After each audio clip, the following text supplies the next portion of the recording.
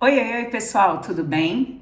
Eu sou Vânia Benevelli, sou fundadora do Instituto Oyatobi de Cultura e hoje eu vim para poder falar sobre uma obra literária maravilhosa da nossa literatura afro-brasileira.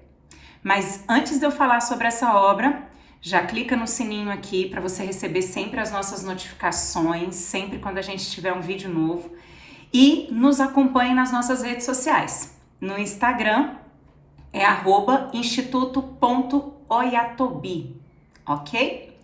Vamos lá? Meus amores, a obra de hoje é uma obra de tirar o fôlego. E eu vou até fazer assim um adendo, colocar uma narrativa aí dentro da narrativa dessa obra, porque essa obra eu acabei encontrando em uma viagem e eu já tinha muita vontade de ler esse autor, em especial essa obra. E no meio do aeroporto eu dei de cara com essa obra sendo vendida em uma lojinha. Aí já abri assim, desesperada para poder ver, e ainda na fila para embarcar, eu me emocionei imensamente com as primeiras páginas. Essa obra, gente, é essa daqui. O Avesso da Pele, do Jefferson Tenório. E não teve outra forma a não ser encantamento, deslumbramento com a escrita desse autor. E detalhe, tá vendo essa ilustração aqui? Inclusive é uma ilustração de um artista aqui do Distrito Federal, que é o Antônio Obá, um querido, por sinal, que eu tive o prazer de conhecer há alguns anos, e que é um artista talentosíssimo, o que configura ainda mais um carinho especial pela escrita do Jefferson Tenório e pela obra do Antônio Obá. Então já começa por aí, né? Mas vamos lá? Vamos falar sobre ela? Primeiro ponto, eu não vou aqui, em hipótese alguma, ficar dando spoilers absurdos e contar toda a história. Eu quero, sobretudo, que vocês se sintam instigados a ler essa obra tão maravilhosa. Tem algumas marcaçõezinhas aqui que eu gostaria muito de colocar dentro desse vídeo, tomara que eu não gaste 342 horas, mas tem muita coisa bonita dentro dessa obra. E eu gostaria de começar falando sobre o que está aqui no verso. Essa parte aqui já chama a atenção daquele leitor ou daquela pessoa que está passando assim sorrateiramente em uma livraria e fala: gostei dessa capa, gostei desse livro, deixa eu ver o que fala.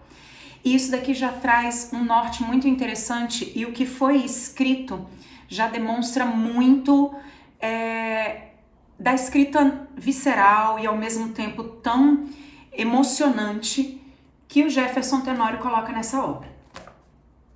Vamos lá. Um romance sobre identidade e complexas relações raciais. Uma obra contundente no panorama da nova ficção literária brasileira. Esse autor é um autor contemporâneo, por sinal, é um autor que está terminando o doutorado em literatura, então ele traz, além de um impacto poético, estilístico dentro da obra, ele também traz, se a gente olhar com os olhos de pesquisador, né, ele também traz, sobretudo, uma abordagem também teórica, também de representatividade literária, principalmente dos grupos minorizados e de várias situações das camadas da sociedade brasileira. E aí um ponto importante, eu coloquei algumas colinhas aqui para não me perder na nossa fala, tá? Meus amores, essa obra aqui vai tratar sim de questões raciais, mas essa obra tem características que eu acho que vão além, que são as características que partem de dentro da nossa identidade para o externo. Como que nós nos vemos como subjetividade inserido num coletivo, numa sociedade brasileira. A narrativa transcorre no cenário do Rio Grande do Sul, em especial na cidade de Porto Alegre, e um aspecto que é muito importante dentro dessa narrativa é mostrar o tanto que uma pessoa negra é vista, é estereotipada, é rotulada em determinados lugares no Brasil. Quando a gente pensa no Sul, a gente percebe uma influência muito forte de países que são países europeus. Então, esse impacto esse choque entre pessoas negras e os descendentes de europeus de diversos países da Europa acaba aparecendo no decurso da narrativa do Tenório. Mas vamos lá. Essa narrativa toda, ela é feita basicamente pela figura do personagem Pedro, que é filho de Henrique. Só que o protagonista dessa história toda é Henrique, pai de Pedro, professor e um homem negro. Então o que a gente tem na travessia da narrativa é uma polifonia. Tem momentos no texto que você fala, nossa, é o Pedro contando a história do pai. Então ele busca da ancestralidade dele para poder falar sobre a história do pai. E, consequentemente, o reflexo disso para a vida dele. Porque os nossos ancestrais, por mais que eles não sejam, de fato, os responsáveis pela nossa narrativa, pelas nossas escolhas, eles têm uma influência, sim, na nossa forma de ver o mundo, no nosso estado de coisas. Então você tem uma polifonia aí no meio da narrativa. O Pedro conta a história do pai, mas ao mesmo tempo nós temos momentos na narrativa que você percebe o impacto, a força, as dores de Henrique. E o Henrique me emocionou gigantemente, assim, não tenho nem palavras. Porque já no início da obra, o Henrique foi professor de uma escola pública de periferia, né, uma escola de periferia, se deparou com um sistema educacional, e um sistema educacional no Brasil que tem características de falido, de uma educação conteudista e ao mesmo tempo de uma educação que transforma pessoas, e isso fica muito evidente, porque no fim da narrativa o Henrique volta-se pelo embelezamento que a sala de aula causa, ele se sente motivado, em especial com um pequeno grupo de alunos, em especial com um aluno, e aí ele volta para casa sem perceber o que estava ao redor dele, as dores que estavam ao redor, e é por isso que ele acaba sendo morto. Ele acaba sendo morto numa abordagem policial, e isso é muito dolorido dentro da narrativa inteira, mas somente no final a gente entende por que ele não percebeu, porque ele estava em estado sublime que a sala de aula tinha promovido. Ele que sempre foi um amante da literatura e era um professor de língua portuguesa, então imagina, eu me emocionei de chorar copiosamente do início ao fim do livro, vendo a travessia do próprio Henrique como professor nessa história. E todos os obstáculos, as dores que por vezes a gente não vê tão explicitadas pela voz dos professores, pela voz da sociedade como um todo.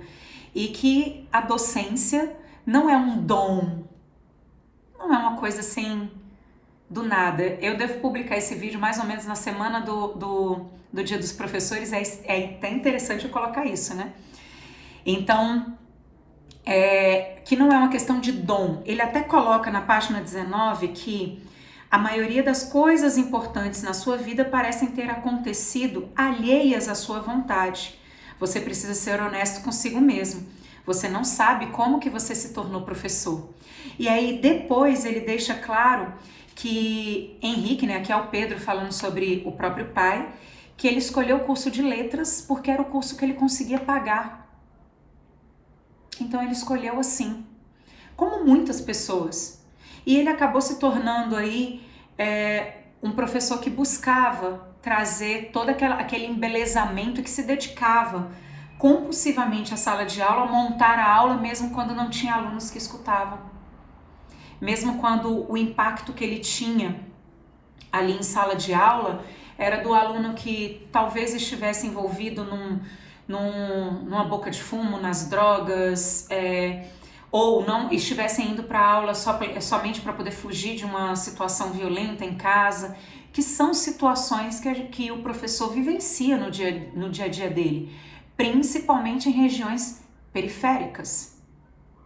E é estranho eu colocar isso para vocês, porque fica parecendo que eu estou segregando as escolas em regiões que não são periféricas, mas a gente percebe muito mais a evidência disso da desigualdade social em regiões periféricas. Eu que já dei aula em vários lugares aqui no Distrito Federal e inclusive próximo ao Distrito Federal, a gente percebe o tanto que a narrativa do aluno vai para a sala de aula.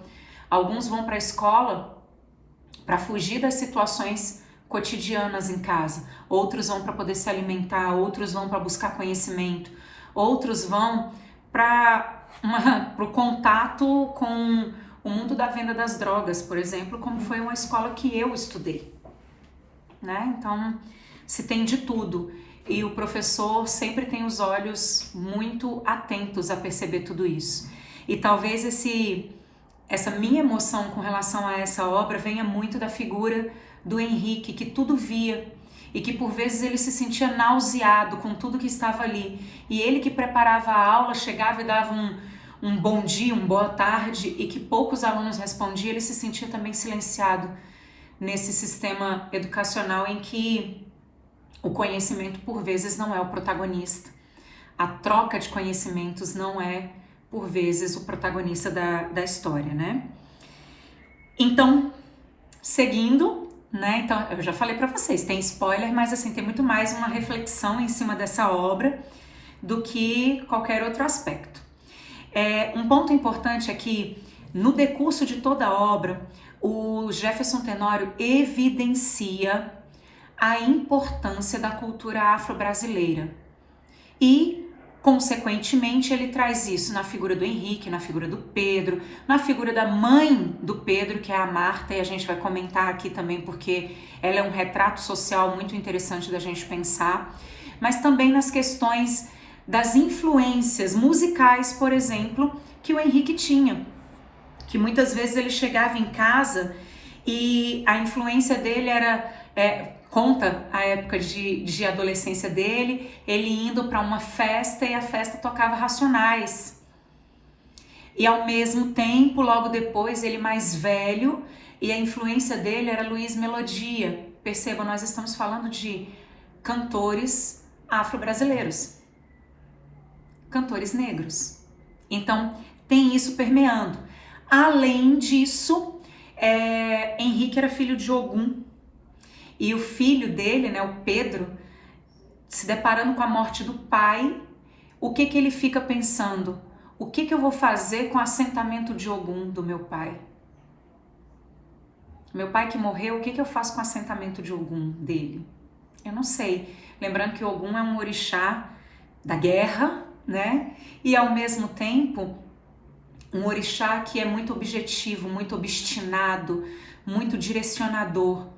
Quando ele tem uma missão a cumprir, ele cumpre. Assim como o Henrique tinha uma missão a cumprir, que era da docência, ele fazia com esmero, mesmo diante de todo o caos, mesmo diante de tanta dor. O que atravessa o tempo todo a história e que nos conduz são as situações de violências veladas, desde a infância de Henrique até o desfecho com a morte dele. Em especial devido a quê? A cor da pele, aquilo que está na frente, no fenótipo. Poucas pessoas viam o avesso do próprio Henrique. Poucas pessoas viam a essência de Henrique. E ao mesmo tempo isso mostra também o porquê desse título, o avesso da pele. Quando eu terminei de ler a obra, um dos pontos que eu pensei é que não era somente a cor da pele de Henrique, mas qual é o avesso da sociedade. Essa sociedade que julga pela parte da frente, né? Mas qual é o avesso dela? O que ela tem por trás? São os preconceitos, as violências e ao mesmo tempo todos os estigmas e rotulações que cada um acaba carregando no dia a dia? O Henrique carregava isso desde a época de infância, quando ele foi morar com a avó e percebia um tio policial que o foco dele era a própria violência. Então ele falava, não, eu tô indo para poder matar bandido. E ao mesmo tempo, o tanto que isso ainda reflete na sociedade contemporânea. E o próprio Henrique é morto por um policial que viu um colega dele ser morto e que estava sofrendo diante desse cenário também e acabou fazendo uma abordagem equivocada e acabou matando o Henrique. Então, a relação que a gente tem aí é uma relação de várias histórias entrelaçadas, difusas, polifônicas, que resultam nas tragédias cotidianas. Tragédias essas que são, silenciadas. Tragédias essas que deixam a gente pasmo durante uma semana, quem tá de fora, mas que atravessam a vida de diversas famílias, de diversas pessoas, como atravessou a vida do Pedro. A vida do Pedro, como filho de Marta e Henrique, foi uma vida atravessada por violências. A violência vinda da família do pai, as violências vindas também da família da mãe e de um relacionamento mega conturbado entre os dois. E ele ainda se via como uma pessoa que queria ressignificar tudo isso e que tentava entender a história, a narrativa do pai e da mãe como se visse de fora. Principalmente o pai, que ele foi juntar todas as coisas e tentar entender quem era esse pai dele. Esse pai que não era só um pai, mas era um ser humano, cheio de suas dores, de suas mazelas, de suas histórias tão inacabadas e, ao mesmo tempo, de uma vida que foi acabada, ceifada pela violência da própria sociedade, do racismo estrutural na própria sociedade. Nossa, gente, eu tô aqui divagando sobre a obra como um todo, né? Eu espero não estar dando tantos spoilers para vocês não perderem a vontade de ler essa obra que é divina, divina, divina. Um dos pontos que eu acho muito importantes aqui é como lidar com esse luto e com a história do outro, com a vida do outro. Essa vida que antes era de quem cuidava e agora o Pedro, que tinha tanta coisa para falar pro pai, não consegue mais falar porque o pai morreu. E aí ele tem que pegar as roupas maltrapilhas do pai, aquelas roupas já desgastadas, o assentamento de Ogum, e dar continuidade na vida dele. E ele mal pôde contar que ele estava apaixonado por alguém. Ele tinha marcado para contar isso num dia de almoçar com o pai, e ele não conseguiu, porque a vida ceifou a vida do pai. E aí o que a gente percebe é que a vida é extremamente efêmera, e esse é o decurso da vida. Então, de forma tão poética, tão bonita, o Jefferson Tenório traz isso.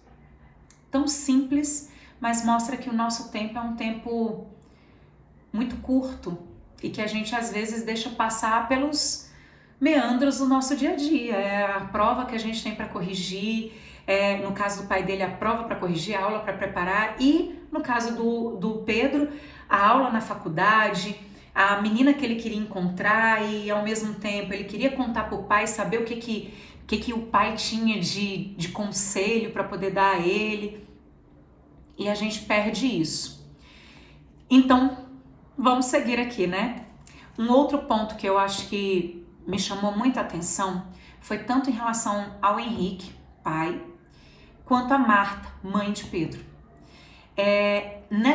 A própria história da adolescência de cada um deles, e infância e adolescência.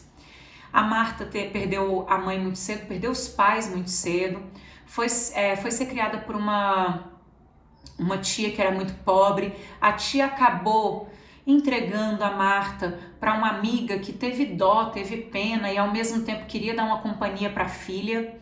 E aí, assim, a Marta acabou sendo criada lá em Santa Catarina e ao mesmo tempo, assim, com uma família branca, porque a Madalena, mesmo com um coração muito querido, de criar com o máximo de carinho possível a Marta, era uma mulher branca e não conseguia entender o lugar de fala de Marta. E Marta também modifica o olhar dela diante do cenário que ela vive.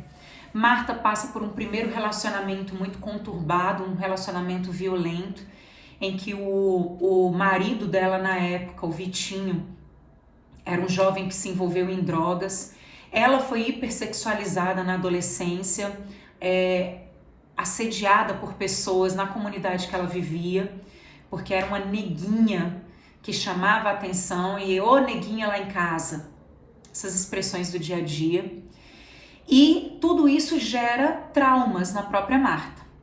Marta acaba indo para Porto Alegre, se encontra com Henrique na faculdade e eles acabam se apaixonando e vivendo a vida deles muito fechados, assim, a ponto de viverem somente um para o outro, e isso mostra o estado de insegurança de Marta, de nunca ter sido cuidada de fato, de naquele momento ela ter um marido que não a agride, um marido que não usa drogas, e ela quer possuir aquele homem, proteger aquele relacionamento, e ela possui isso com muito ciúme. Isso faz com que o relacionamento dos dois seja um relacionamento abusivo, a ponto de viverem em pé de guerra e acharem que o casamento é isso. Tanto que isso fica muito evidente na fala do próprio Henrique falando: você não entende o que é ser negro nessa sociedade? E ela fala: não, a gente só é diferente. Basta lidar assim, porque a Marta sempre foi criada por uma família branca. Diferente de Henrique. Henrique chegou a se relacionar com uma mulher branca na adolescência, e na família todo mundo ria e falava assim: mas você é um neguinho bom, você é um mulato bom, você é uma pessoa de confiança. E aí isso me lembra também outros autores falando sobre esse tipo de coisa. Quando ele teve o primeiro emprego, durante a entrevista, a primeira coisa que o chefe dele falou foi assim: eu não gosto de negro, porque eu já fui roubado por uma pessoa negra. E ele vai segurando esse estereótipo a ponto de quase ter, assim, uma situação física difícil. E ele passa, por ser homem, ele passa o tempo todo por situações de violências veladas, como abordagens policiais, baculejos e tudo mais, a proibição de jogar numa quadra de famílias que são brancas, né, uma quadra poliesportiva de famílias que são brancas, aí ele tem que jogar um pouco mais distante disso, porque é uma confusão de homens negros, e de ser sempre confundido como um marginal. Até o momento em que ele tem, no cursinho, o contato com um professor, que é o professor Oliveira, se eu não me engano, acho que eu anotei aqui, é o professor Oliveira, professor Oliveira, e o professor Oliveira traz textos para a sala de aula informando o que é o ser negro, inclusive do Malcolm X. E aí ele fala: cara, eu não posso permitir isso. Então ele se vê no lugar dele agora. E aí ele não permite, ele até termina o relacionamento com essa jovem na época da adolescência, porque ele percebe as violências veladas que ele sofria na família dela. E também que ela sofreu na família dele, porque a irmã dele não permitia, que falava assim: como é que você traz uma mulher branca, você vai se relacionar com uma mulher branca? Você sabe o que é uma mulher branca na nossa vida? E ele começa a entender que a vida dele vai ser de uma pessoa que vai ter que lutar pelos próprios direitos e ter um discurso adequado diante desse cenário, que é um cenário de racismo estrutural da vida dele inteira. E ele acaba morrendo por conta desse racismo estrutural direcionado e pela confusão, entre aspas, né? A confusão dele ser sempre uma pessoa do mundo do crime, que é o estereótipo que a gente tem muito na sociedade de que a pessoa negra, a pessoa preta, está vinculada à criminalidade. E ele era o cara detentor ali do conhecimento, da passividade. Inclusive ele ensina o Pedro a isso, fala: meu filho, toma cuidado. Cuidado com as abordagens, cuidado onde você vai, não abaixe a cabeça em determinados momentos, mesmo que você esteja certo. E ele até acha que é muito típico da sociedade a vida triste da pessoa negra, inclusive nos relacionamentos, porque todas as propagandas mostram um casamento de pessoas brancas tão felizes, assim, propaganda de margarina, e a vida dele era tão miserável com Marta que ele achava que ele não era digno de um relacionamento feliz. E ele passa grande parte da narrativa sozinho, ele passa grande parte da vida dele sozinho.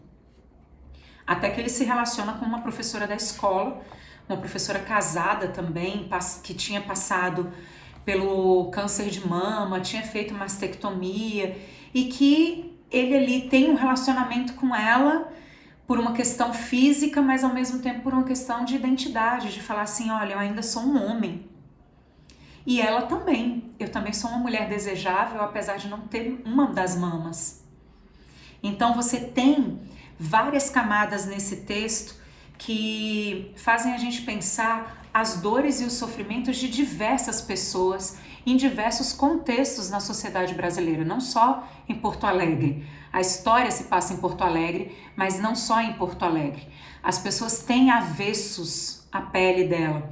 A professora com quem ele se relaciona não era somente uma mulher que tinha passado por uma mastectomia, ela era uma mulher no avesso dela que desejava se sentir amada e que o marido não conseguia mais mostrar esse desejo depois de todo o sofrimento e da perda de uma das mamas. Ao mesmo tempo, o Henrique não conseguia amar mais ninguém pelo medo de ter a vida dele usurpada num relacionamento abusivo pelo ciúme. E a mãe de Henrique, de tanto ter sofrido durante a vida e nunca ter tido um relacionamento tão sério, tão verdadeiro, também não conseguia se sentir segura para permanecer num relacionamento e acreditar no outro. E tudo isso reflete na pessoa Pedro, que é o filho desses dois. Como Pedro vê o mundo e o que vai ser a partir da morte de Henrique em diante, que o livro deixa assim, no ar. E que faz a gente pensar que as tragédias, as dores que a gente vivenciou dos nossos ancestrais também refletem muito nas nossas dores como filhos, e que nós, como pais, também vamos transpor isso para os nossos filhos, e como que a gente ressignifica todo esse processo e ao mesmo tempo muda essa travessia. Então, o que o Jefferson Tenório, o que o Jefferson Tenório tenta trazer para esse livro, sem sombra de dúvidas, é quais essências dentro da nossa sociedade a gente pode alterar para ter uma sociedade de mais respeito. Uma sociedade de respeito independente das questões étnico-raciais que aqui são muito evidentes, outras questões que são latentes, como a violência doméstica, a questão do uso das drogas, do abandono, dos relacionamentos abusivos, da nossa relação entre pais e filhos, da nossa ancestralidade, dos papéis sociais de determinadas profissões. Então, tudo isso ele tenta trazer como se colocasse à flor da pele a sociedade, não só os personagens. Isso faz com que esse livro tenha um envolvimento dantesco de quem o lê, independente da profissão, porque até o policial que mata o Henrique, você tem a história desse policial antes, que passou por uma violência exercendo a função dele, que perdeu um amigo, que estava com medo de morrer, que a esposa dele estava do lado e que ele agiu de modo totalmente equivocado nesse contexto dentro de uma sociedade que tem um racismo estrutural muito arraigado. Então tudo isso é muito dolorido dentro da obra e faz com que a gente reflita sobre qual tipo de sociedade a gente deseja para o futuro, principalmente para o futuro dos nossos filhos. Já que a gente tem o Pedro como narrador aqui primordial, qual é o futuro que a gente deseja, que tipo de sociedade que a gente deseja para os nossos filhos? E isso o Jefferson Tenório deixou assim muito evidente, marcado na minha pele, no avesso e na minha pele, que eu acho que é interessante de pensar. Amores, eu acho que era basicamente isso que eu queria colocar para vocês dessa obra, sem dar muitos spoilers, para que vocês possam ler essa obra com tranquilidade, mas sobretudo que vocês percebam tanto que essa obra mexe com a gente. Espero que vocês tenham gostado do vídeo. Se vocês gostaram, curtam, compartilhem, comentem, por favor, que eu quero saber a opinião de vocês, tá bom? E não se esqueçam de clicar no sininho para poder receber as nossas notificações, de acompanhar também as nossas publicações lá no Instagram, @instituto.oyatobi. Espero vocês no próximo vídeo. Fiquem bem. Beijão. Tchauzinho, gente.